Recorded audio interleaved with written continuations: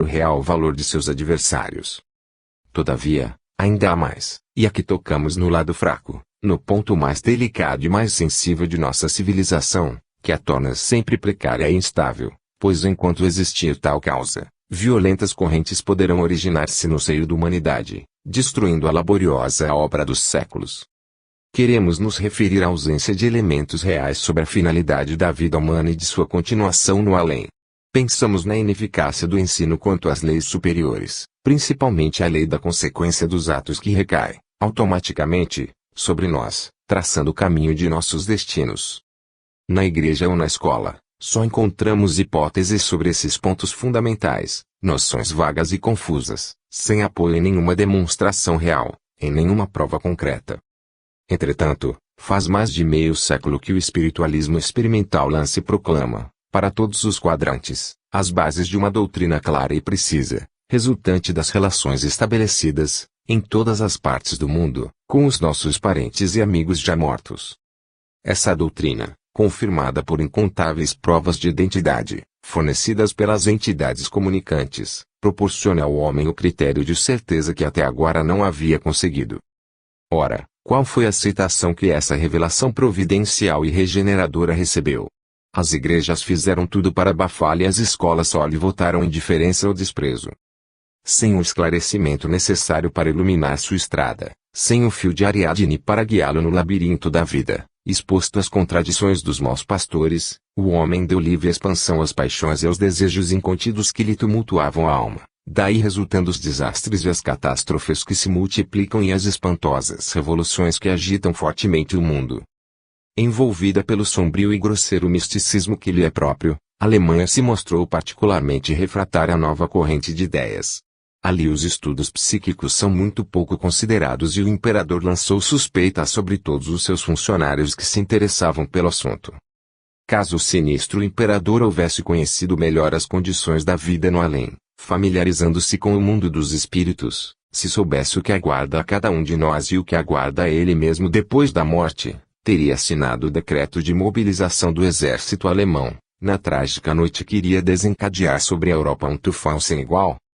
Através de um bom médium, poderia ter evocado os espíritos ilustres dos gênios protetores da antiga Alemanha, Goethe, Kant, Leibniz, Fichte, ou simplesmente a alma de seu pai, Frederico, o sábio. Por certo, com os seus conselhos, esses nobres espíritos o teriam desviado de seu caminho sangrento. Se o Kaiser tivesse estudado, conhecido e se relacionado com o mundo invisível, teria podido ver, antecipadamente, a sorte que a inexorável lei lhe reserva, desdobrando-se ante seus olhos, como em um quadro. Teria visto sua própria alma, mergulhada no sangue derramado, transpondo os umbrais terríveis do além e, diante dela, a imensa multidão das vítimas da guerra, acusando-a, esmagando-a, amaldiçoando-a. Inutilmente ela procura desviar-se e fugir. Em vão procura escuros e solitários sítios, a multidão a persegue por toda parte, sem cessar, com suas ameaças e seus furores. Se, por exceção, o seu miserável espírito descobre algum refúgio tenebroso e desolado, ali se encontra frente a frente com a própria consciência que se tornou mais imperiosa ao desprender-se da matéria. O remorso o persegue e o despedaça. Incessantemente escuta vozes que lhe repetem: Caim, que fizeste de teus irmãos? Mais tarde haveria a perspectiva dos renascimentos, a longa série das vidas planetárias, quando seu corpo deformado e sua alma degradada deverão padecer todas as vergonhas, todas as humilhações, esvaziar o cálice da amargura, expiando suas culpas com existências obscuras e atormentadas através dos séculos, o resgate do passado pelo rebaixamento, pelo sofrimento e pelas lágrimas. Se desse futuro aterrador ele volve os olhos para o momento atual, se pensa no apoio e no auxílio que pode esperar do mundo oculto, que verá. No lugar dos espíritos elevados que protegem a França, no lugar de um velho Deus imaginário, concebido pelo seu cérebro exaltado, só verá sobre seus exércitos a legião negra dos espíritos das trevas, os espíritos atrasados da Idade Média, insuflando sobre os seus soldados o ódio e a perfídia, procurando descobrir com eles todas as possibilidades de uma química infernal e assassina. No espetáculo das atrocidades que provocam, todos esses agentes do mal encontram a satisfação de seus instintos de violência e crueldade. No entanto, Se ante essas visões de espanto e horror o Kaiser sentisse estremecer-lhe a carne e apertar-lhe o coração, lançaria para bem longe a sua pena, a fim de não fazer-se credor dos golpes do destino implacável, poupando a humanidade da mais terrível das catástrofes. A França também possui parte das responsabilidades. Nossas academias, universidades e igrejas não souberam valorizar as verdades e as forças morais que a doutrina dos espíritos lhes trazia.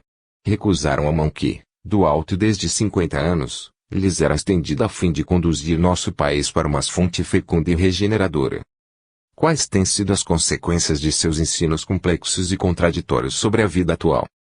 Antes da guerra estávamos diante do espetáculo de uma sociedade sem ideal, sem elevação, sem grandeza e desprovida de beleza moral. As gerações lançavam-se ao acaso, sem finalidade, sem orientação certa e sem saber onde se fixar, pobres seres instáveis, percorrendo o desfiladeiro sombrio da vida, sem uma luz, sem paz no coração e enlameando-se cada dia mais na matéria e na sensualidade.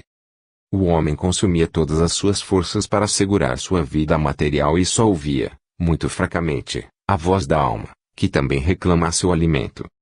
Diante de tantas doutrinas confusas, igualmente sem bases, sem provas e sem sanções, as grandes verdades ficaram veladas e foram lentamente desnaturadas. O erro e a mentira infiltraram-se aos poucos em toda a vida nacional, que se desfigurou por completo tanto na ordem política como nas relações sociais. As inteligências e as consciências, percebendo, por uma intuição secreta, que aqueles que tinham a missão de ensinar a verdade a estavam negando, esqueceram-se dela e como consequência lógica das coisas, modificou-se todo o nosso modo de viver, de pensar e de agir. Daí, a hipertrofia do eu, a necessidade irresistível de projetar-se, elogiar-se, de aparecer, de atribuir-se qualidades falsas e méritos fantasiosos que caracterizavam um grande número de nossos contemporâneos, tudo resultou em um transbordamento dos apetites e das paixões. Não se podia mais, nas conversações, expressar uma opinião forte, um pensamento elevado e desinteressado, sem se ficar sujeito a sorrisos sépticos e zombadores. A virtude se tornava quase ridícula. O adultério e a libertinagem eram tolerados com indulgência. A exploração descarada e as trapaças financeiras, as práticas dos homens que especulam na bolsa, a rapina, quando resultavam em fortuna, já não despertavam reprovação. No terreno político havia o assalto aos cargos oficiais e ao poder, a proteção e o favor substituíam as aptidões, os medíocres e os incapazes ocupavam os melhores postos. Quase sempre confiava-se o governo aos menos dignos de exercê-lo. A imprevidência, a má administração dos recursos e a instabilidade ministerial anulavam as mais belas obras nacionais. Quando a grande lei moral, a dos deveres e das responsabilidades, cessou de brilhar aos olhos dos homens, obliteraram-se todos os princípios dela decorrentes. Fez-se noite nas consciências e o mal ampliou o seu domínio. Como a noção de lei é inseparável da ideia de Deus, que é seu Criador, enquanto se enfraquece o culto do poder supremo, vê-se crescer o do bezerro de ouro e se acentua a descida para o abismo da matéria. A borrasca veio e seu sopro poderoso varreu muitas vaidades, valores falsos e juízos enganosos. A guerra descobriu todas as nossas feridas, fazendo ressaltar insuficiências e incapacidades, colocando no justo lugar os medíocres que ocupavam certas posições. Sem dúvida esses falsos valores não desapareceram completamente do nosso cenário político e nosso país, pelos males que carrega, muito se apercebe disso. Pelo menos, já são julgados como merecem. A condenação está clara nos corações e o domínio deles está se acabando. Junto com nossos vícios e defeitos, dormitam na alma francesa qualidades varonis que os acontecimentos destacaram. A nossa desmoralização era mais aparente que real, mais superficial que profunda. O gênio da raça reapareceu. As consciências honestas e os valores morais surgiram em quantidade, principalmente no meio das tropas, e foram elas, com a ajuda imensa do mundo invisível, que salvaram a honra da França, impedindo sua ruína, sua queda e seu aniquilamento. Já apresentamos, em um artigo anterior, o papel importante que o mundo invisível desempenhou na atual guerra e mostramos o constante apoio que ela prestou aos nossos exércitos, mas essa exposição foi insuficiente. Não se saberá e não se compreenderá jamais toda a extensão dos esforços e das energias empregadas pelos espíritos protetores da França para animar e sustentar seus soldados na terrível luta empenhada. Eles não somente lhes excitam e inflamam o vigor nos combates, como também lhes inspiram uma resignação heróica, nas longas horas de vigília e de espera na trincheira. Sua coragem no ataque era proverbial, mas qualidades ocultas de paciência e de perseverança se destacam agora na alma nacional. Indagavam se nossas tropas ainda poderiam aguentar o rigor de um terceiro inverno, depois de 2 anos de fadigas e sofrimentos. Pois bem, eles suportaram, com a mesma coragem, as rajadas de projéteis e as ondas de gases asfixiantes, em determinados dias, a fome, o frio, a umidade, causadores de tantos males, e o contato com insetos repugnantes. Em 1870-71, como soldado voluntário, pude verificar que a mentalidade das tropas era muito diferente, mas naquela ocasião o mundo invisível não nos sustentava com seus fluidos poderosos e a França foi vencida.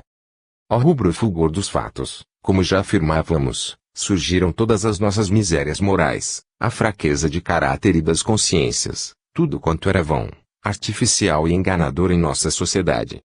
Por havermos falseado a verdade em quase todas as coisas, nos negócios, no ensino e na política, tivemos que suportar, como castigo, a mentira no que ela tem de mais odioso.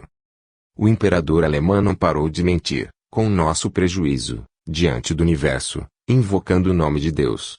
A partir de então, a verdade se mostrou como o único meio de assegurar a lealdade e a dignidade nas relações humanas. De outra parte, os exemplos heróicos de nossos soldados lograram imensa repercussão no país inteiro. Seu sacrifício em face do dever, sua renúncia diante do sofrimento e da morte eram de tal monta que envergonhavam os egoístas e aqueles que só procuravam os gozos. Sua obra principal, sem qualquer dúvida, consiste em libertar o território, mas também possui uma grande lição moral que eles pensam continuar, mesmo após a guerra. Pelo menos é isso que se depreende das inúmeras cartas recebidas da linha de combate. Eles querem que um vento puro varra a espessa atmosfera que atrapalha o nosso olhar, ocultando-nos as realidades terríveis. Sonham com um ideal nobre e uma sociedade espiritualizada onde a vida da alma tenha livre expansão. Nos momentos trágicos, qual num relâmpago, ou paulatinamente na espera das trincheiras, entreviram a soberana lei que faz recair sobre cada um e sobre todas as consequências dos atos praticados. Entenderam que por havermos, durante muito tempo, acatado e acariciado as antiverdades, temos agora de sofrer as mentiras do estrangeiro, bem mais pesadas e grosseiras. Compreenderam também que, por procurarmos demasiado a vida fácil, dourada pela fortuna e pelos prazeres, agora teremos de suportar as privações e as misérias. Afinal, sentiram que essa visão e compreensão das coisas superiores deve permanecer no pensamento e na consciência de todos, para amparar nosso país na ladeira fatal por onde está resvalando. Essas almas generosas representam, por certo, somente pequena minoria do país, todavia podem agir como o fermento, que faz crescer a massa, pois os inimigos da espiritualidade são numerosos e desejarão manter seu domínio de todas as maneiras. Após expulsarmos o invasor, deveremos ainda lutar contra as ideias perniciosas, as oposições e as rotinas do interior de nosso país. Pelo encargo de educar a infância haverá os mais sérios combates, porque quem encaminha a criança tem o futuro mais seguro. A educação oficial estará à altura de sua missão? É justo duvidar, mas seus orientadores deveriam entender que não é através de negativas ou de uma moral vaga e sem sanções que se conseguirá o insucesso do obscurantismo e refazer a consciência popular. Aí então o espiritismo poderá intervir e desempenhar seu providencial papel. Ele oferece, simultaneamente, a base e o coroamento inexistentes para a educação popular, isto é, a prova em que repousa todo o edifício de nossos conhecimentos e a doutrina moral que ao seu ápice lhe garante a harmonia.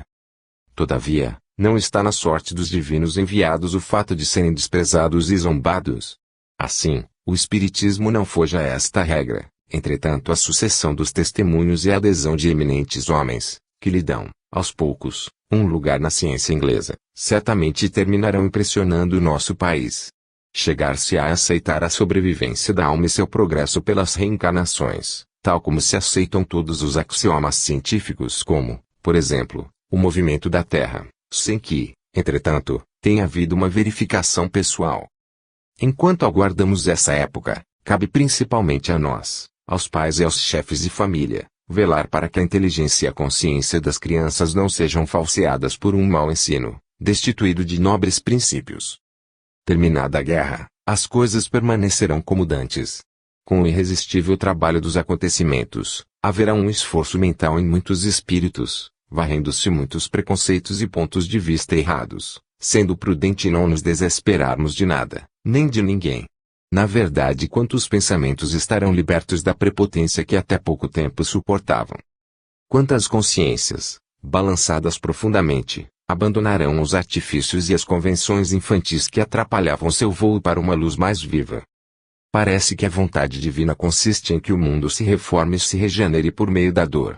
Jamais, como agora, se oferecer a ocasião mais propícia, aproveitemo-la, portanto, para divulgar por toda a parte a grande doutrina espiritualista que há de encorajar e pôr a humanidade de pé. Além do mundo invisível, em nossa árdua tarefa de divulgação da doutrina, temos dos companheiros de luta, que nos animam incessantemente e nos impulsionam para o alto, o dever e a verdade. Durante 40 anos trabalhamos em conjunto com eles, seja por meio da escrita ou da palavra. Inicialmente, em particular em nosso trabalho como conferencista, recolhemos mais zombarias do que aplausos. O espiritismo então era tido como coisa ridícula, mas pouco a pouco a opinião pública se tornou mais favorável, concordando em nos ouvir, embora sem extrair grandes benefícios do nosso ensinamento. Atualmente já escutam, refletem, estudam e compreendem, porém isso não basta, é necessário concretizar o conhecimento das leis superiores em exemplos. Mais tarde haverão de nos fazer inteira justiça. Entenderão que se houvessem conhecido e respeitado a lei das responsabilidades, muitos sofrimentos, desfalecimentos e fracassos teriam sido evitados. Chegará o tempo em que, calculando-se toda a extensão e consequência dos erros cometidos, serão aprisionados ao pelourinho da opinião pública os dirigentes de todas as espécies, os gozadores, os libertinos, os corruptos e os corruptores, cujos atos nos conduziram ao fundo do abismo. Os sacrifícios já realizados na luta e no alívio das misérias comuns frutificarão e do sangue que for derramado se levantará uma floração de novas virtudes. Vivemos num desses instantes graves, onde, no ardor dos acontecimentos, a história transforma a humanidade. Os aliados fazem um esforço supremo para conseguir uma vida mais nobre, mais digna da alma e de seus destinos. Confiemos nos desígnios de Deus sobre nossa pátria. A França purifica-se pela dor e não será inútil o sofrimento infinito que seus filhos suportam. 11. A Hora do Espiritismo. Junho de 1917. A visão do espaço e a contemplação dos céus, nas horas serenas da noite, despertam em nós uma espécie de temor respeitoso. A noção das distâncias, a quantidade dos focos luminosos que nele resplandecem, o pensamento de que cada um desses focos é um sol, um sistema planetário, e que mais além dos limites que a nossa vista pode alcançar existem outras legiões de astros que se movem no seio dos abismos, tudo isso nos domina e esmaga. Compreendamos então quanto é grande a nossa fraqueza e nossa impotência, face o vasto universo. Igual ideia, misturada de angústia, sentimos diante dos grandes acontecimentos que se desenrolam em nossa volta e, no meio da borrasca, nós nos sentimos como ínfimas palhas agitadas pelos vagalhões do oceano. A razão aparente de todas essas desgraças é a Alemanha ambiciosa e feroz, porém, acima do livre-arbítrio das nações, há uma intuição segura que nos revela a existência de algo misterioso e muito poderoso que fará surgir, do caos das paixões desencadeadas, a ordem e a regeneração para a humanidade. Os impérios saqueadores planejavam dominar e escravizar o mundo, entretanto violentas correntes impulsionam todos os povos para a liberdade. Até mesmo entre eles os tronos e as instituições milenares se abalam surdamente. O desejo de nossos inimigos era garantir para sempre a riqueza e a glória dos alemães, mas prepararam para si próprios a vergonha e a ruína. Do meio das trevas que caem sobre nós, entrevê-se a aurora nascente de um novo dia e uma vegetação nova vai surgir e florescer sobre os destroços e os túmulos. A hora do Espiritismo é chegada, pois nos tempos de provações em que vivemos ele apresenta consolação e esperança para as almas tristes, para todos os que lamentam os entes desaparecidos e todos aqueles que têm filhos na frente de batalha, os queridos filhos pelos quais tiveram tantos cuidados, solicitude e temor. São incontáveis os oprimidos pela dor e que sentem a necessidade de um conforto, de um socorro moral. Todos os países que lutam pela liberdade do mundo, pelos direitos dos fracos e pela justiça, viram sua juventude metralhada e essas perdas cruéis repercutem em profundas e dolorosas vibrações dentro do coração de nossa raça. A humanidade jamais teve toda a necessidade de uma doutrina que a ampare e console nas horas dolorosas e só o Espiritismo oferece seus raios de luz a todas as almas envolvidas pela tristeza e pelo desespero, estendendo seu bálsamo consolador sobre todas as feridas. A guerra, ao mesmo tempo que é causa incontável de ruínas, poderá tornar-se, pelo excesso de sofrimento que provoca, causa de um ressurgimento moral. Uma de suas consequências imprevistas é a de tornar mais sensível a comunhão entre o mundo dos vivos e dos mortos. A maior parte dos soldados da linha de combate sabe do socorro poderoso que vem do alto e lhe atribuem o estado de ânimo experimentado nos momentos de perigo, a coragem e a confiança inabaláveis que não os abandonou nunca, criando neles uma mentalidade bem diferente da que imperava na retaguarda. A esse respeito recebi muitas cartas comprobatórias. Há um episódio célebre que torna esse fato ainda mais concreto. No meio de um furioso combate de trincheiras, o tenente Pericard lança um grito sublime: de pé, os mortos.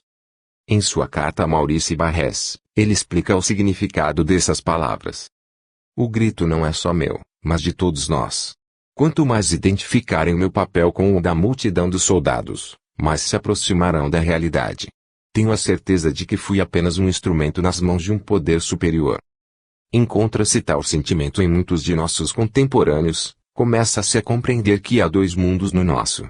Além daquele que se vê existe um outro, mais verdadeiro, mais seguro e mais duradouro, onde todos os esplendores da vida mortal se expandem. Dessa forma se comprova cada vez mais a necessidade de saber e crer, apegando-se ao que existe de elevado, estável e permanente no universo. Por toda parte me comunicam a formação de grupos espíritas, formados principalmente por intelectuais, professores e professoras, oficiais retirados do serviço, etc. A circulação de novos livros, brochuras e revistas tem se tornado mais intensa, abalando-se nossos adversários com tal estado de coisas. A Igreja Católica mobilizou seus melhores pregadores, mas as conferências do Padre Colbert, juntamente com a atividade de Dixon, combinadas previamente, não lograram o resultado desejado.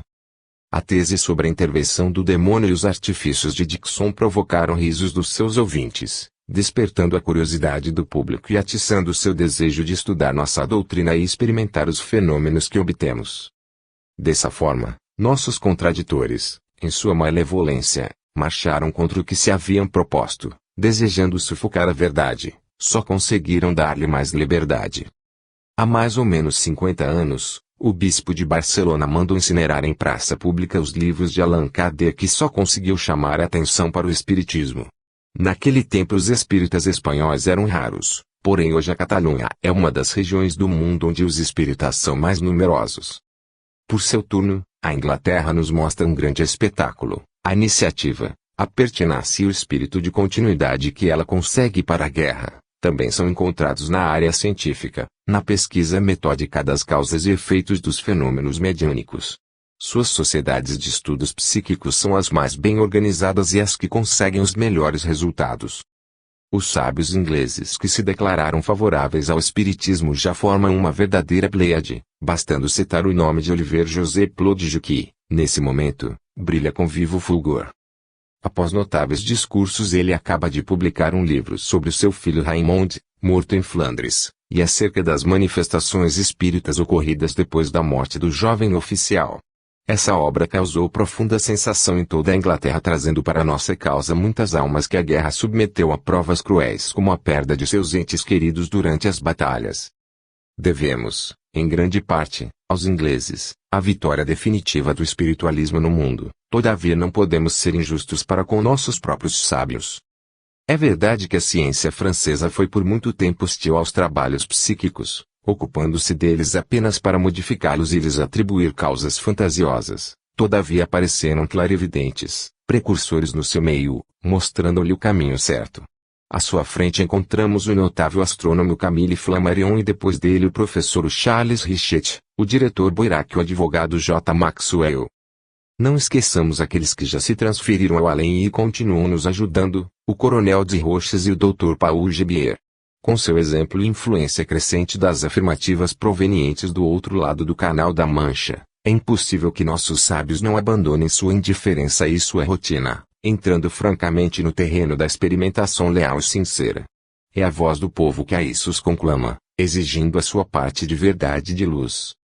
De seus contraditores, o Espiritismo nada tem que temer, mas deve temer de si mesmo, isto é, dos exageros que podem advir de uma falsa interpretação dos fenômenos ou da má direção dada às experiências.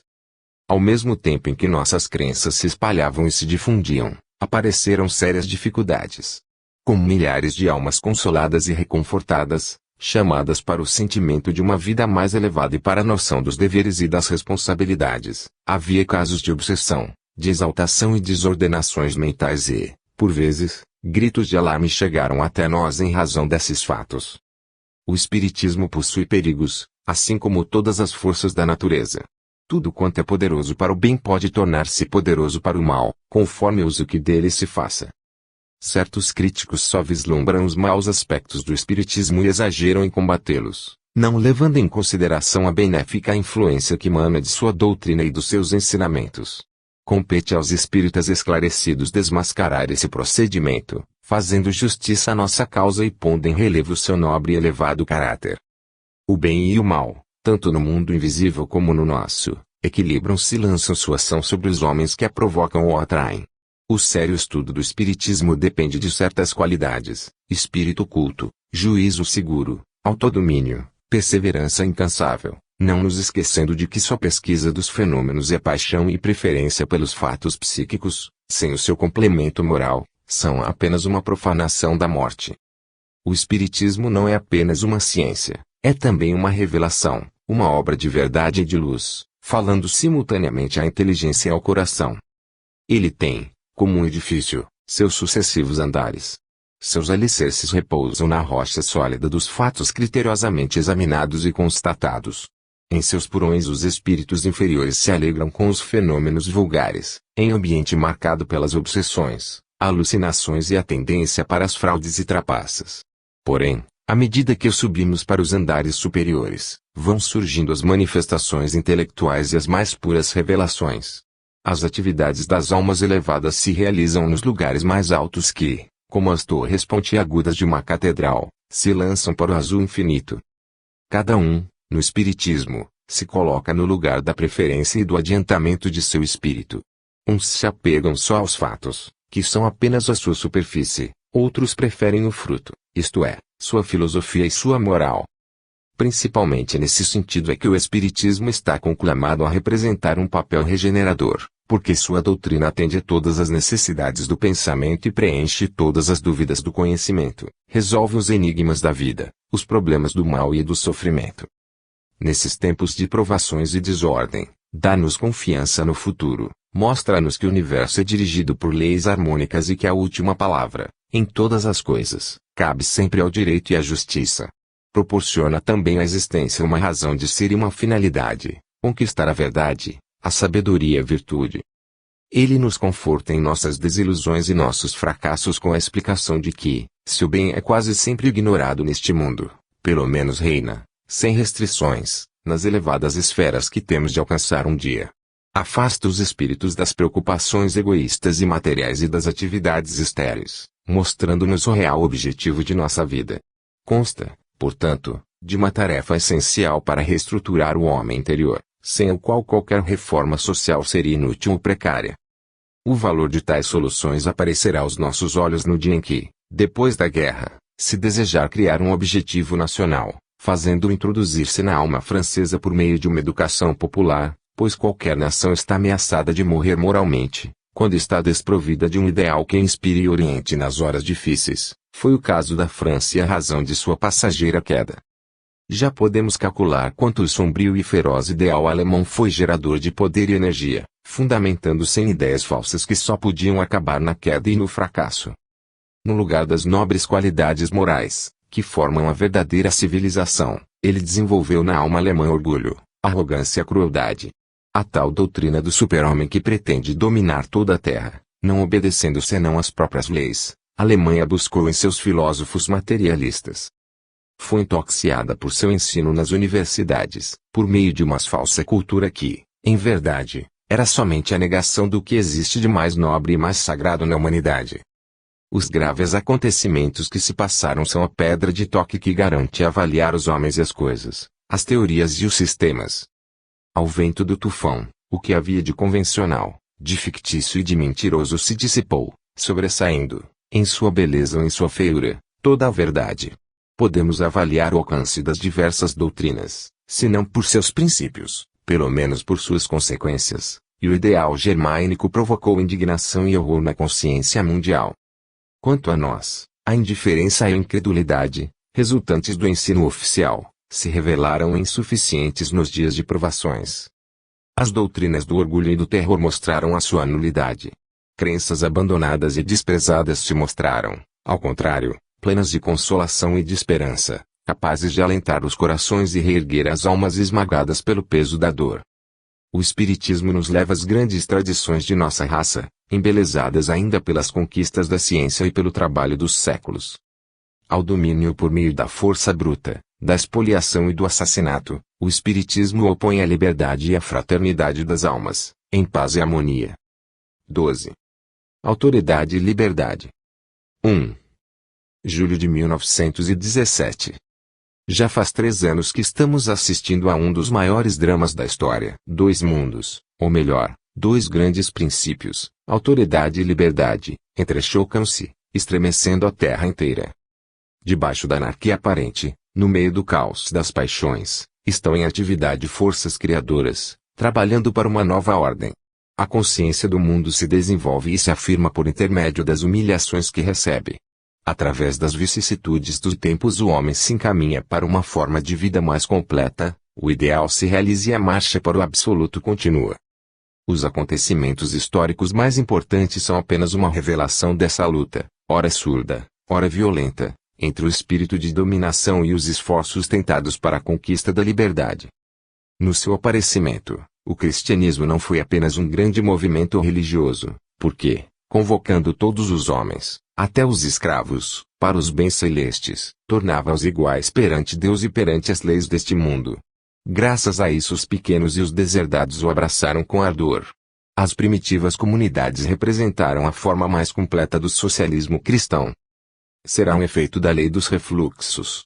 O cristianismo, que é, em sua origem, de fundo democrático, se tornou, pelos concílios e pela constituição da Igreja Romana, sob o nome de catolicismo, uma teocracia autoritária e despótica.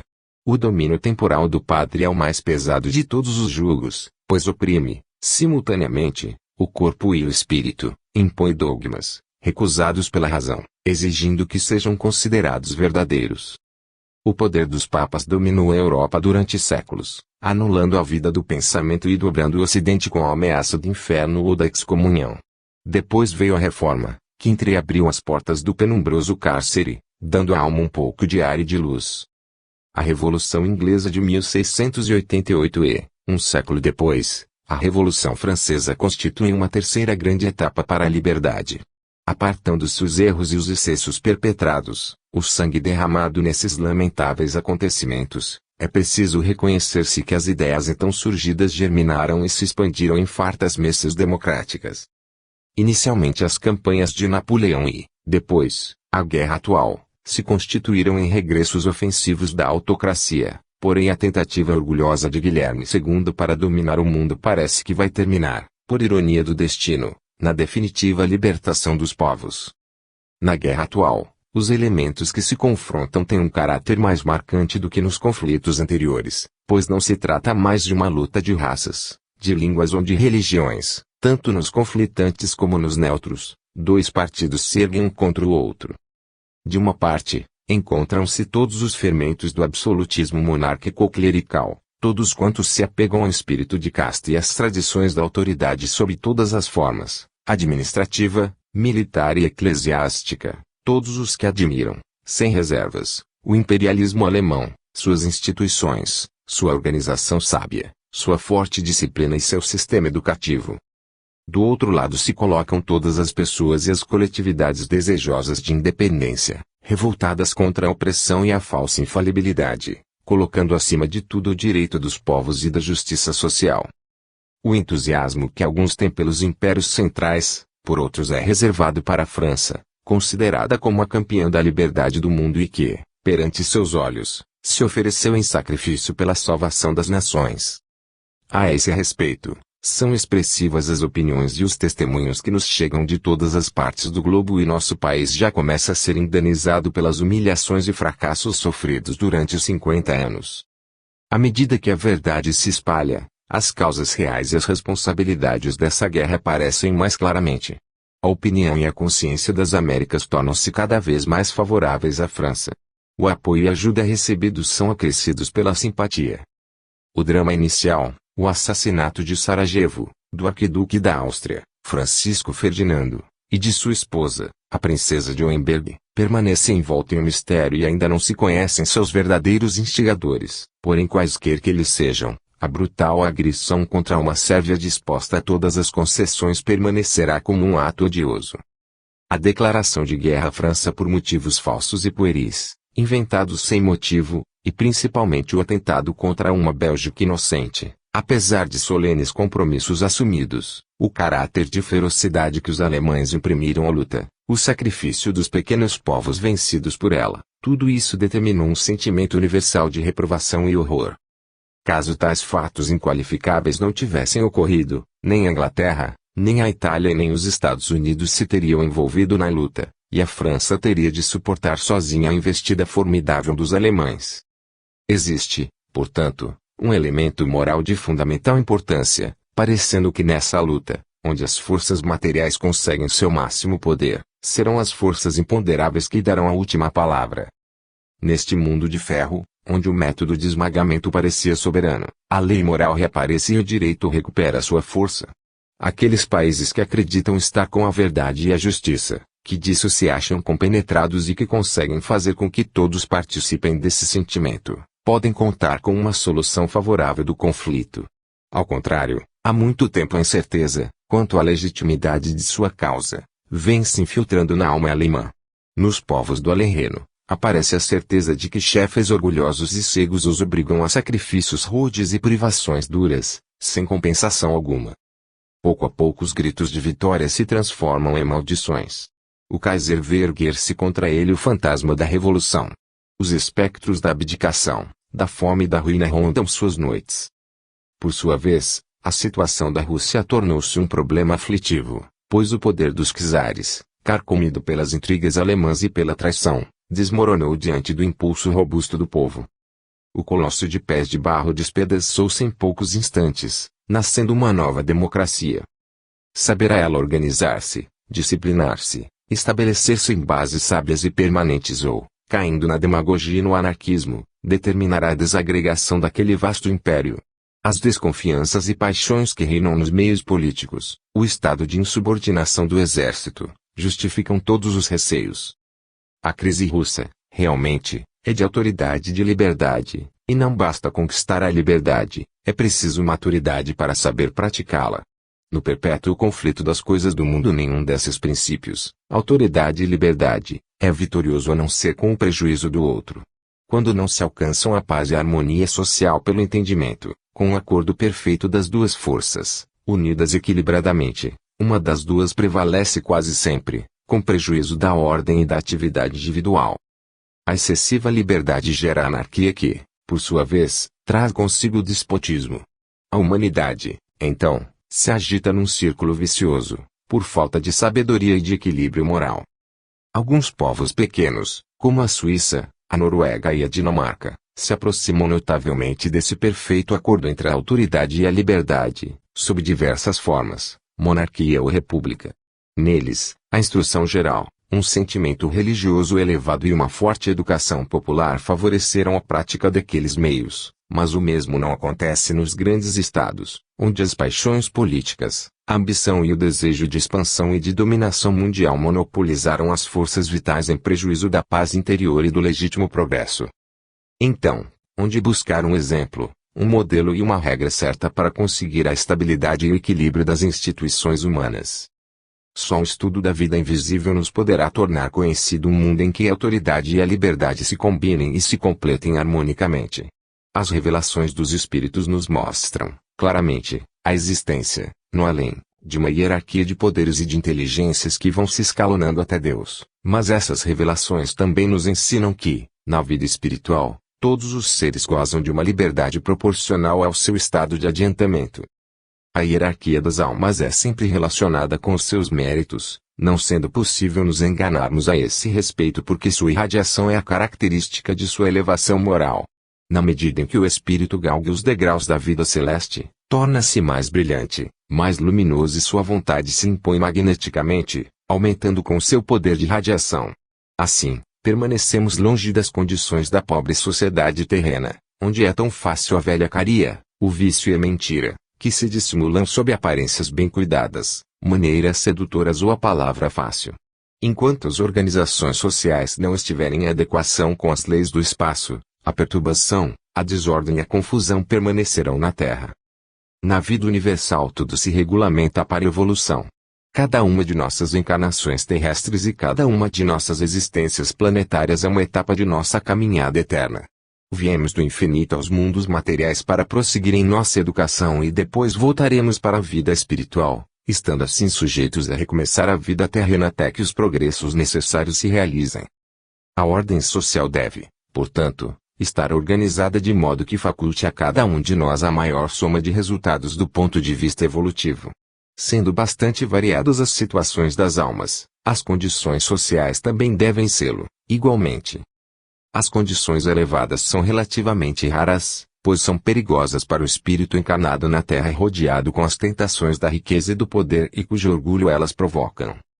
As situações inferiores, ao contrário, são incontáveis, porque as necessidades, as duras exigências que trazem consigo obrigam o espírito ao trabalho, desenvolvem o seu interior, a sua personalidade, a sua consciência, aumentando-lhe as energias latentes.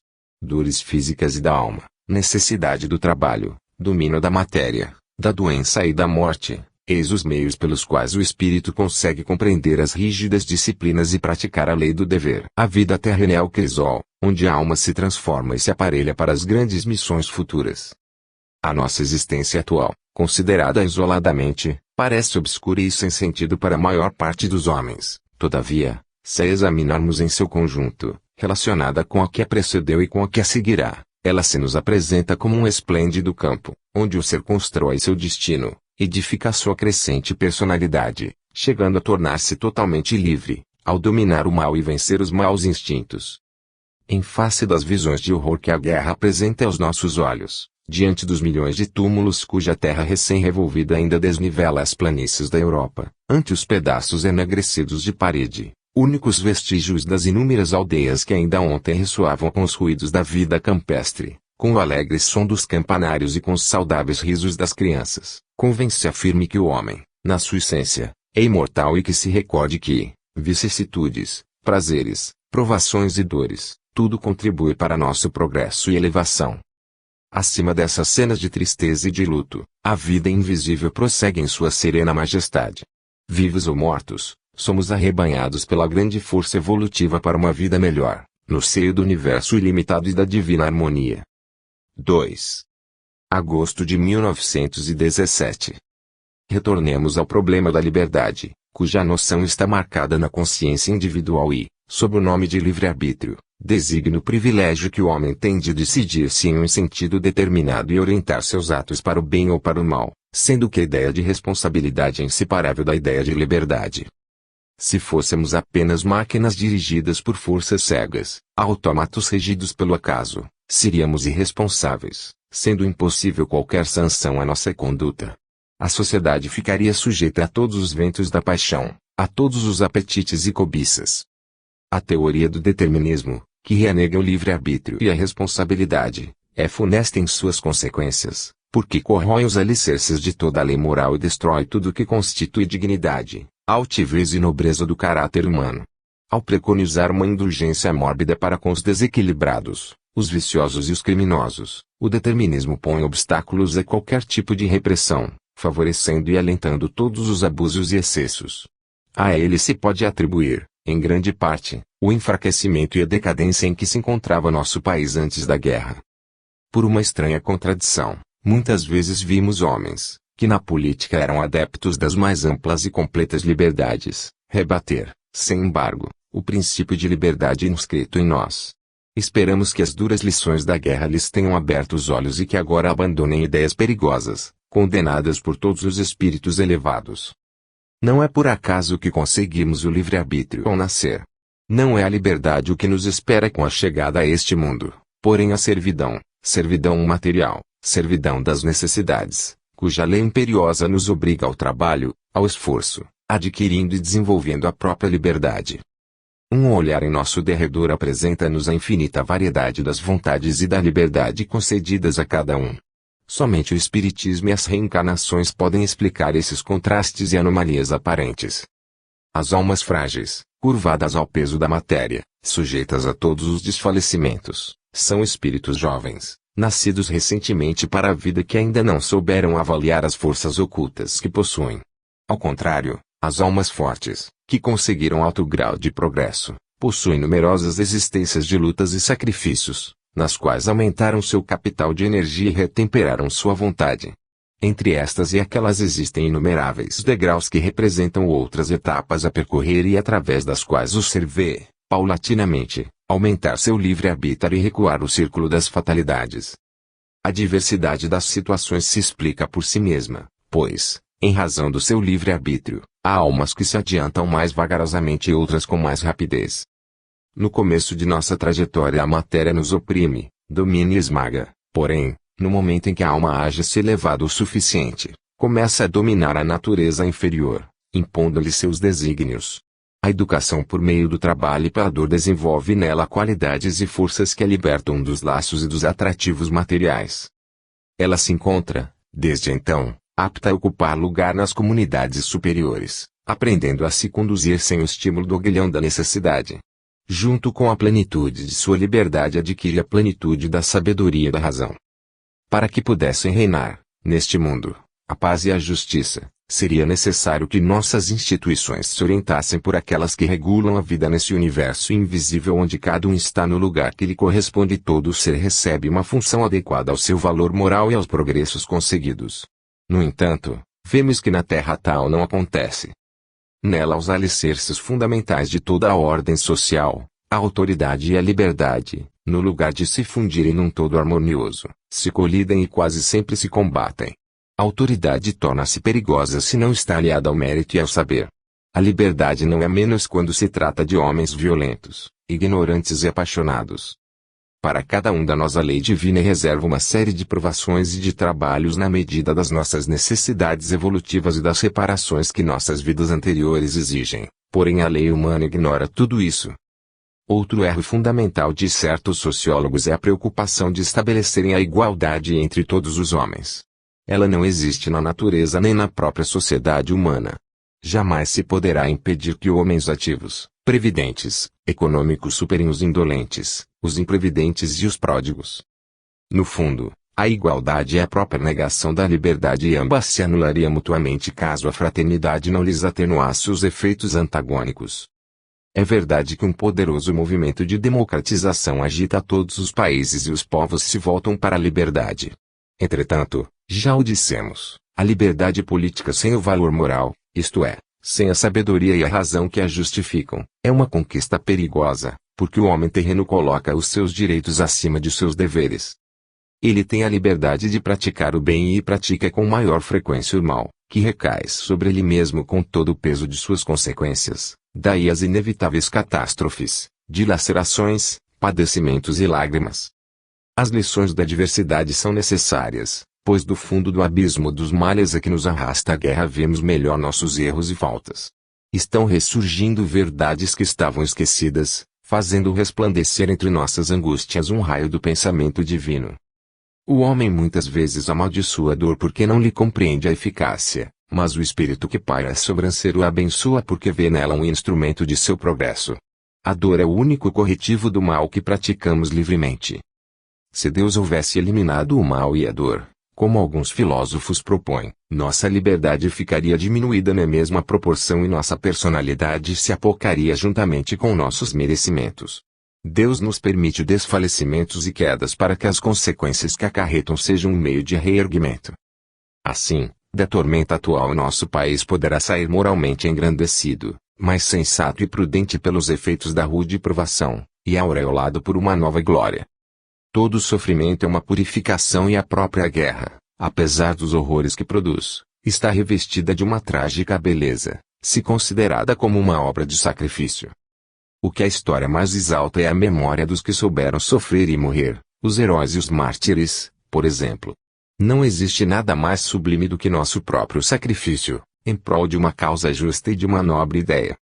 A presente guerra é, antes de tudo, um conflito de ideias e trará para o futuro consequências incalculáveis. É a luta da espiritualidade contra o materialismo mais violento, mais cruel, a revolta da consciência humana contra o autoritarismo militar e todos os seus excessos. Faz 50 anos que o seu jugo oprimia o mundo e, pelo menor motivo, a Alemanha ameaçava seus vizinhos com o seu pesado sabre. Toda a Europa ressoava o estrondo das armas, o chão estremecia com a marcha das longas colunas de tropas, ao cadente patear dos cavalos, sob o rodar dos canhões. Agora, outras perspectivas se vislumbram. Depois dessa guerra devastadora, terminado o militarismo alemão, parece que uma paz definitiva poderá reinar no mundo ensanguentado. Espíritos tristes, considerando as devastações espantosas causadas pela guerra, ainda duvidam do futuro de uma civilização que pode produzir tais flagelos. Eles não contemplam as coisas de altura suficiente. Uma atenta observação lhes mostraria que, do meio da confusão dos acontecimentos, elaboram-se, vagarosamente, a consciência universal e a vontade que os povos possuem de destruir, para sempre, a causa de tantos males. Paulatinamente, forma-se um acordo entre as nações que unem seus esforços para eliminar o conflito latente, a paz armada que vem destruindo a Europa há meio século, enchendo abismos sem fim dos gastos inúteis que absorvem a maior parte da produção do trabalho e da capacidade dos povos. Se essa guerra pode chegar a tais resultados, ninguém vacilará em reconhecer que, pelo menos, nos obrigará a dar um grande passo para um futuro melhor. As dolorosas lições do presente terão fornecido seus frutos e o prestígio da glória militar se dissipará como a fumaça. Republicanos ou monarquistas, todos querem determinar as responsabilidades do grande drama, tirando delas as punições necessárias. As instituições sociais passarão por profundas modificações e as ideias democráticas parecem impor-se aos mais indiferentes. A política secreta já não se usa mais, os povos querem poder gerir seu próprio destino. A Alemanha, habituada a todas as servidões, parece tremer diante de um sopro libertador. Ela sente em si, como todas as outras nações, uma intensa necessidade de renovação e progresso. Como se definir o progresso? Ele é o objetivo principal da atividade humana, em suas diversas formas, material, intelectual e moral. Ele deve ser realizado nesses três aspectos, paralelamente, a fim de dar ao poder social um desenvolvimento e o equilíbrio que fazem dele um todo harmonioso. O conjunto dos esforços empregados e dos resultados adquiridos constitui a civilização. Porém, quando a civilização se apega a uma ou outra daquelas formas e despreza as demais, o equilíbrio se rompe e a humanidade caminha para um cataclismo. É o que está acontecendo no momento atual. A ciência concedeu formidáveis meios de destruição ao homem e este os consagrou às obras do mal. A orgulhosa Alemanha pretendia dominar o mundo pela força e pelo terror. De outro lado, o sensualismo e a corrupção dos costumes haviam enfraquecido bastante a resistência de seus adversários. As furiosas paixões desencadearam a borrasca e Deus permitiu que tudo acontecesse a fim de que, ao sinistro clarão dos acontecimentos, pudéssemos calcular toda a extensão de nossos erros e a humanidade se regenerasse pelo sofrimento. Pelas mesmas razões a civilização já desapareceu várias vezes da face da terra. Nossos vícios e nossa cegueira já nos conduziram à beira de um abismo, onde nos teríamos projetado, se não tivéssemos os auxílios poderosos do mundo invisível. Quando uma civilização chegou ao ponto de transviar o homem das leis divinas, daquilo que Platão denominava o real caminho da alma, quando perdeu de vista o principal objetivo da existência, que é a educação e o aperfeiçoamento moral do homem, tal civilização está condenada a desaparecer por culpa de seus próprios excessos. Se não for inteiramente destruída, ela se verá, no mínimo, abalada em suas mais íntimas profundezas. Pelos ferozes caprichos das batalhas, pelas epidemias e por todos os males decorrentes da guerra, milhares de almas se libertaram, escapando assim da contaminação pelos maus exemplos, das tradições que perpetuam os erros e os abusos, para renascer depois do meio terrestre, quando se purificou pela dor, ou em outros mundos melhores. A grande lei das reencarnações não é mais do que uma das formas da eterna lei do progresso e nada prevalece contra ela. Às vezes ela parece ter sido sustada pelos efeitos da liberdade humana, porém, mais cedo ou mais tarde, retoma seu curso, exercendo sua ação sob novas formas. Por meio dos triunfos e dos martírios das nações, através das mortes aparentes e das ressurreições, se poderia seguir a marcha majestosa da humanidade para o belo e para o bem supremos, sob o olhar atento de Deus. 13. Ressurreição. Dia de Páscoa, 31 de março de 1918. Anualmente, aos primeiros sorrisos da primavera, os discípulos de Allan Kardec se reúnem em torno desta lápide sagrada, a fim de homenagearem a memória do grande codificador. Parece, inicialmente, que se abriram claros em suas fileiras, porque todos os que são jovens estão longe, de pé, na frente de batalha, para repelir o invasor. Muitos tombaram na defesa da pátria e suas almas foram se juntar, no espaço, com as almas dos homens de ideal, de dever e de virtude que, faz 60 anos, lutaram pela divulgação do espiritismo em nosso país. Todavia essas almas, fiéis à citação, tornaram a participar desta cerimônia. Se conseguíssemos tirar o véu que nos oculta o mundo invisível, não veríamos somente alguns grupos de adeptos, porém uma grande multidão que se apresenta espontaneamente para nos alentar e nos inspirar. Seu número cresce bastante ao somar-se com todos aqueles atingidos pela dor e que buscam em nossa doutrina o raio de esperança que esclarece e consola. Na luta terrível que abala o mundo, não são apenas as energias latentes que acordam, mas também todas as paixões furiosas e as ambições que jaziam no coração humano. Neste momento cruel, é agradável nos lembrarmos dos grandes obreiros do pensamento pacificador e fecundo, que prepararam um futuro melhor e, dentre eles, Allan Kardec. Desta vez, o aniversário do Mestre coincide com a festa da ressurreição. Não é este, por acaso, um motivo de alegria, um símbolo de vida e uma promessa de imortalidade? A Páscoa é o despertar da natureza depois do prolongado e triste sono do inverno. Os brotos se enchem de seiva, nascem florinhas nas moitas, recomeçam os gorjeios dos pássaros que preparam os ninhos nos ramos. Tépido perfume paira no ar. Ao mesmo tempo se estabelece, com maior insistência, o problema da vida renascente, que é uma questão grave no movimento progressista, através do qual são feitas ou transformadas as coisas. Para grande parte dos homens, esse problema ainda é obscuro, permanecendo velada a finalidade da vida. Tudo quanto lembra o mistério dos seres e das coisas aumenta sua inquietação e seu anseio. Não sabem de onde vieram nem para onde vão, caminham tropeçando em todos os obstáculos da estrada. A ideia da morte os assusta e eles a repelem horrorizados. Para nós, graças ao Espiritismo, o objetivo do viver se aclarou de maneira intensa. A vida é um caminho até as alturas, a rota que conduz aos grandes picos perenes. É o esforço do homem para o bem e o belo, é a ascensão para a luz. É o desenvolvimento gradual das forças e das faculdades, cujas sementes Deus colocou em cada um de nós. É verdade que muitas vezes, principalmente na hora atual, a subida é áspera e pontilhada de espinhos, ficando o horizonte escurecido diante de nós. Porém nas horas sombrias é que as grandes verdades se destacam com maior esplendor e se depuram as almas no cadinho do sofrimento.